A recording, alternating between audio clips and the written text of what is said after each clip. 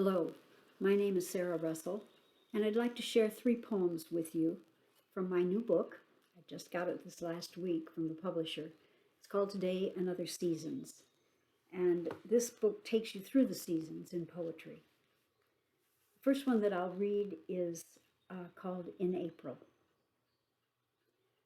I wake to birds calling to spring and rain, slow and steady, nudging the tulips.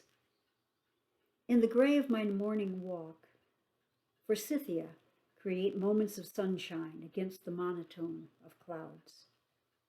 Blossoms tumbling down the hillside like children laughing. And the next one is a favorite because it reminds me of going fishing when I was a kid.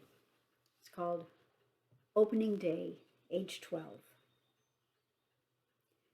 The ritual started days before, finding Grandpa's fly rod in its frayed canvas case and the reel, handled so the sheen, once green as summer oaks, was worn away.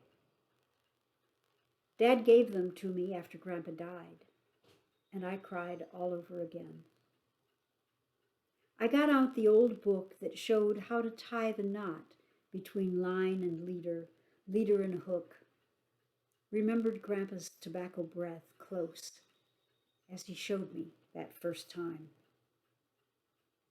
The night before, I dug for worms, stored them in a soup can by the wicker creel that smelled of grass and brook trout Grandpa'd caught for supper. Don't let them suffer, he said.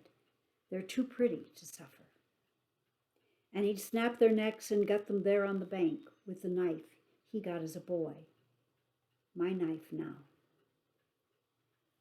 At first light, I left the house, careful the screen door didn't bang, and hiked across the field where horses silhouette dark in the mist.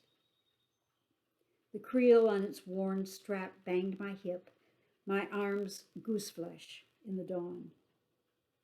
The stream spoke as I neared, and I tiptoed on the grassy bank.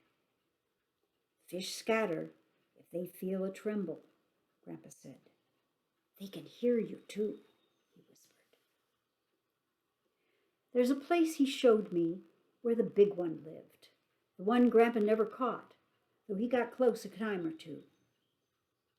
I set the creel down in the willows, fuzzy with pollen, and looked into the shadows where the bank cut deep. This wasn't the sport of men and waders, the swish and snap of lines cast to a river's flow. Instead, I baited the hook and let the leader plop upstream to drift. I heard my breath, the hum of a dragonfly, and Grandpa whispering, good. And finally, a poem for fall. This is called November Doe. The twitch of an ear betrays her, dun against dun oaks, still as held breath. How long has she watched me? I look beyond for others, but she's alone, fat from summer grazing, her coat already woolly for January snows.